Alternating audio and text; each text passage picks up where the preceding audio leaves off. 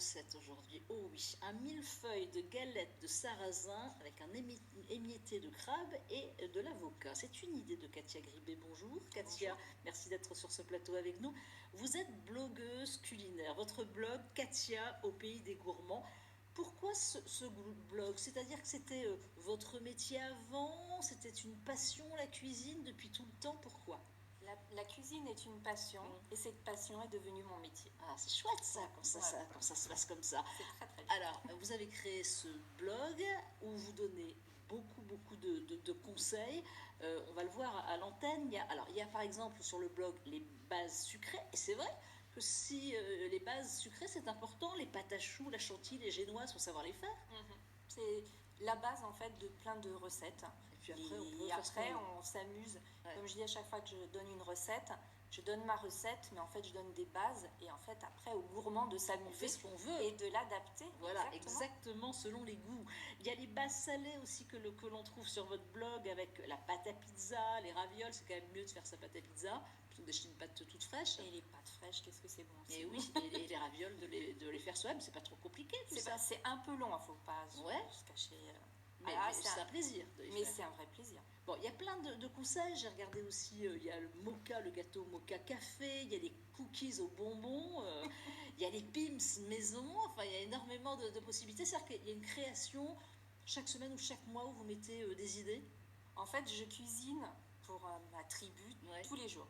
Encore plus cette période de confinement, donc cette période c'est compliquée. Donc et vous prenez des photos. Je cuisine tous les jours et évidemment il faut se renouveler régulièrement. Donc quand il y a une recette qui plaît plus ou moins, où j'arrive à avoir un joli visuel, voilà, je travaille sur la recette et après je la mets sur le blog. Bon, vous êtes venu avec une superbe, franchement je vous le dis, une superbe recette. Moi ça me plaît, je trouve que c'est magnifique, le visuel, parce que ça c'est important aussi. Le visuel est très très beau. Regardez la caméra de Daniel qui nous fait vraiment une belle assiette, c'est magnifique. Alors je le dis, c'est un millefeuille de galettes de sarrasin. Sarrasin, moi ça me touche, voilà. La Bretagne me touche, et puis avec un émietté de crabe et d'avocat. Alors c'est à dire on réalise une crêpe sarrasin, une galette de sarrasin sur les biliques, enfin si on n'est pas les biliques sur les poêles, moi je dis biliques parce que c'est breton, mais voilà. Une poêle à crêpe, une poêle à crêpe, bon d'accord, ok d'accord. Alors on va commencer par les ingrédients. Et ben pour la galette de sarrasin, on a besoin de 200 g de farine de sarrasin, 1 ml de lait, 2 œufs, 50 g de beurre. On va fondre. Donc là, du beurre salé, du beurre demi-sel, évidemment. Je suis nantaise d'origine, c'est normal. Donc du beurre salé, pas du beurre doux, du beurre salé. Non. En plus, on est sur une recette salée, mais même sur les galettes sucrées, je prends du beurre demi-sel. Exactement. Mais bon, après, c'est une question de goût. Oui, exactement.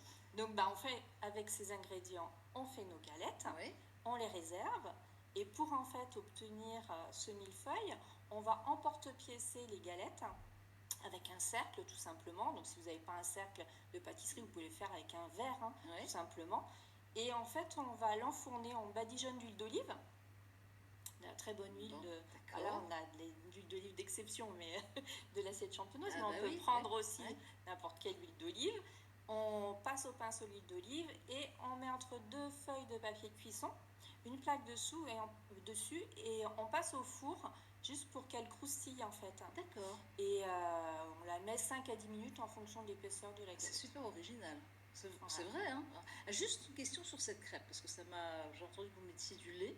Oui. Vous faites avec du lait pour la sarrasin? Parce que moi je fais avec de l'eau, juste un tout petit peu de lait et avec bon alors au bout de la Bretagne, à Brest là. Voilà, je suis pas bretonne, je suis nantaise.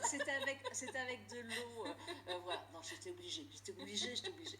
Alors après, donc c'est très beau, c'est du crabe que vous avez. Voilà, l'émietté de crabe, on peut le faire aussi avec des crevettes, mais là je suis partie sur du crabe. D'accord. Donc le tourteau. Là, donc faut décortiquer le tourteau. L'idéal, c'est de prendre des pâtes de crabe, c'est plus facile pour ceux qui n'ont pas l'habitude de décortiquer. Ah oui, c'est du travail. C'est du boulot. Les pâtes, c'est très facile à faire. Donc du tourteau, on va assaisonner en fait avec de l'huile d'olive, du poivre de Timut, du citron caviar, du citron vert. Il n'y a que des bonnes choses. Ah bah oui. Et c'est très, en fait, comme on dit, healthy, c'est très mode. Ouais. Donc il n'y a pas de, à part l'huile d'olive, mais c'est de la bonne huile d'olive, donc il y a pas de gras, c'est une recette très... Il n'y a pas de gras, il y a de l'huile d'olive, mais il n'y a pas de gras du tout. C'est de la non, bonne, non, il y a pas c'est du bon gras. c'est du bon gras, exactement. Bon, là, sarrasin, on parle pas du beurre qu'on a mis dedans, Non, c'est pas grave. non, on n'en parle pas. Et donc après, Et après, en fait, on mélange ouais. tout, c'est émietté, ce citron, et on monte, on réserve, et après, il faut que ce soit très frais. Ouais. Et on fait le millefeuille, en fait. Et ça, c'est vrai qu'il faut que ça soit alors, bien frais, vous me dites, mais alors c'est-à-dire que ça ne va pas ramollir les tuiles. On fait le montage au dernier moment. Au dernier moment, d'accord. Sinon, évidemment, comme c'est humide, la tuile, en fait, va s'humidifier et on n'aura plus le croquant qu'on cherche. Donc, on peut préparer son crabe, on peut préparer la chair, voilà. On prépare tout les à l'avance. Et mettre au réfrigérateur. Oui, tout au frigo. Et après, on monte. La seule chose qu'il faut faire au dernier moment, c'est la rosace d'avocat. Ouais, parce qu'autrement, ça noircit. Voilà, donc là, je l'ai fait un petit peu avant, mais c'est vrai que la faire au dernier moment, la rosace d'avocat, c'est tout simple. On prend un demi-avocat, on coupe en fines lamelles et avec les mains, en fait, on s'amuse à tourner. C'est très, très beau. Et vous avez mis un petit morceau de tuile aussi. Alors, les tuiles, voilà, j'ai fait quand j'ai emporte-piècé, en fait, les ronds pour la galette, pour le millefeuille. On peut s'amuser avec n'importe quel emporte-pièce. J'ai fait un petit papillon pour faire un petit cœur, de Saint-Valentin ou pour l'anniversaire. Et puis, vous avez terminé avec des fleurs comestibles. Et j'ai terminé avec les fleurs comestibles parce que je trouve qu'on mange d'abord avec les yeux. C'est vrai. C'est super important, ça donne envie de manger. Et donc les petites fleurs, c'est mon côté féminin. Qu'est-ce que c'est comme fleurs? Des petites, c'est des capucines, je crois. Des petites fleurs, oui, des capucines, exactement. Alors, juste savoir, parce que vous nous donnez des conseils sur votre blog, oui. Mais est-ce qu'on peut commander? Alors, vous donnez des cours généralement.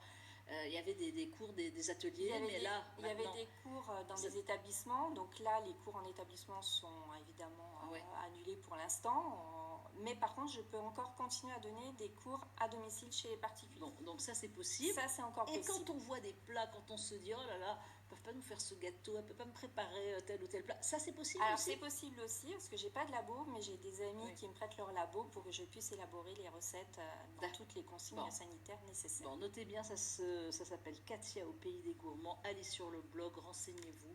Il y a plein de belles choses et vraiment, je suis heureuse de vous avoir reçu sur ce plateau. Je suis contente d'être venue. Merci, vous reviendrez. Avec grand plaisir. Merci beaucoup d'être venue. Merci Katia Gribet et merci à vous deux d'être venus aujourd'hui sur ce plateau. À suivre dans la seconde partie de l'émission.